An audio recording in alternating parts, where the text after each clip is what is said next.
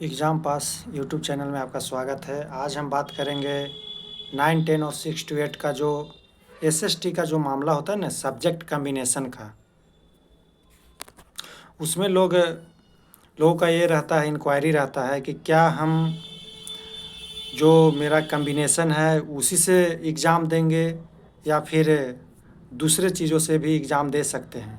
तो सबसे पहली बात है कि आपका कॉम्बिनेशन में आपका हिस्ट्री, ज्योग्राफी, पॉलिटी, इकोनॉमिक्स, इस इन जो 4 विषय हुआ, इसमें से 2 विषय अनिवार्य रहता है। और अनिवार्यों में अनिवार्य अगर कहा जाए तो हिस्ट्री और ज्योग्राफी में से एक, खास करके 9, 10 के बारे में बात कर रहे हैं। हिस्ट्री और ज्योग्राफी में से एक रहना अनिवार्य है, प्लस में और जो 3 बचा, जैसे अगर हिस्ट्री रह गया तो ज्योग्राफी, पॉलिटी और इकोनॉमिक्स में से एक रहना अनिवार्य है, या फिर अगर ज्योग्राफी है तो पॉलिटी और इकोनॉमिक्स रहना भी ज़रूरी है। इसमें से कोई न कोई एक रहना ज़रूरी है। कहने का मतलब है कि 2 हिस्ट्री और ज्योग्राफी में से एक और बाकी 3 में से एक रहना अनिवार्य है।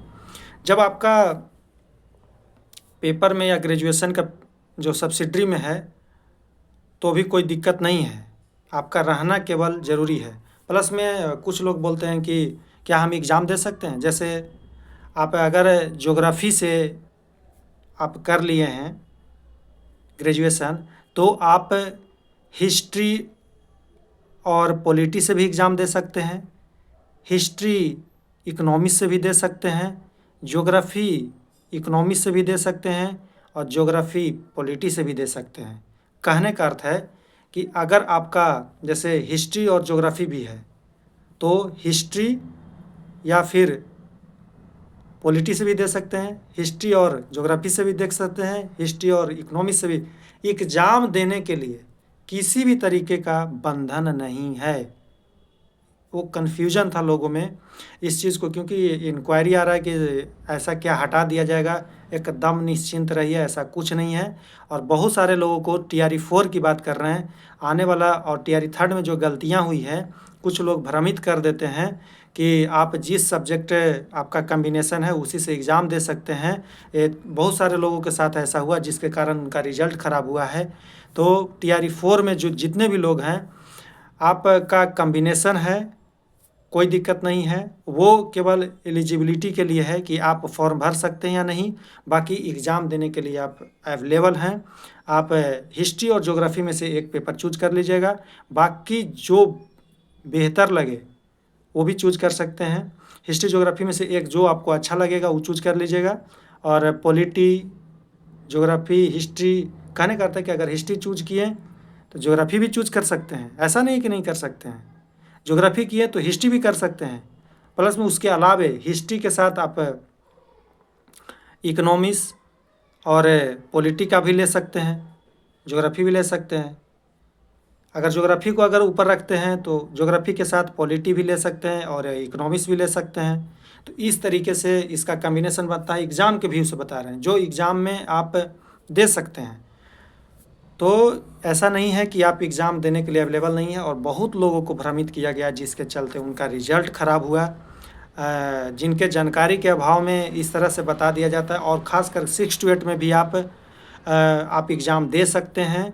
जो भी आपका पेपर जो आपको बेहतर लगे आप अच्छा कर सकते हैं। तो टीआरई 4 में भी आप ऐसी गलतियां न कीजिए जिससे आपको हानि हो, और आप ये सब सारे कॉम्बिनेशन को एग्ज़ाम में कॉम्बिनेशन का जो है हिस्ट्री ज्योग्राफी में से एक ले लीजिएगा, प्लस में आप तीनों जो बचा उसमें से ले सकते हैं, पॉलिटी ले सकते हैं, इकोनॉमिक्स ले सकते हैं। इस तरीके से लेना रहता है, ना कि आप जो आपका पेपर आप पढ़े हैं या ग्रेजुएशन में है वही लेना है, ऐसा कुछ नहीं है। लेकिन बहुत लोगों के द्वारा ये बता दिया जा रहा है जिससे भ्रमित हो रहे हैं लोग, और टीआरई 3 में बहुत लोगों ने ऐसा गलती किया है। तो नेक्स्ट बार हम यही चाहेंगे कि आपका गलती ना हो।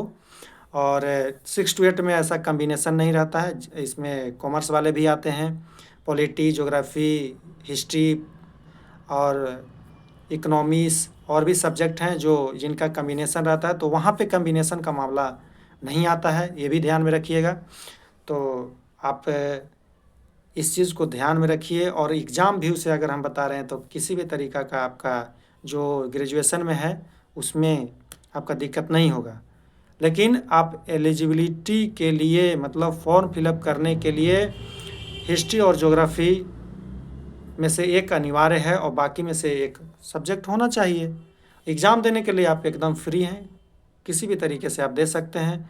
मतलब वही है, हिस्ट्री ज्योग्राफी वाला मामला एक रहना चाहिए, बाकी आप किसी से दे लीजिए। कहने का अर्थ यही हुआ कि दोनों अलग है। फॉर्म फिलअप करने के लिए आप एलिजिबल हैं तो उसके लिए अलग है, और एग्ज़ाम देने के लिए आप स्वतंत्र हैं। यही चीज़ें हैं। इस चीज़ को आप जितना ज़्यादा से ज़्यादा शेयर कीजिएगा और सब्सक्राइब ज़रूर कीजिएगा, ताकि जिन लोगों को अगर प्रॉब्लम होता है और एग्ज़ाम में बैठने वाले हैं तो वैसे लोगों को इससे लाभ मिले। और सब्सक्राइब ज़रूर कीजिएगा, शेयर ज़रूर कीजिएगा। चलिए, धन्यवाद।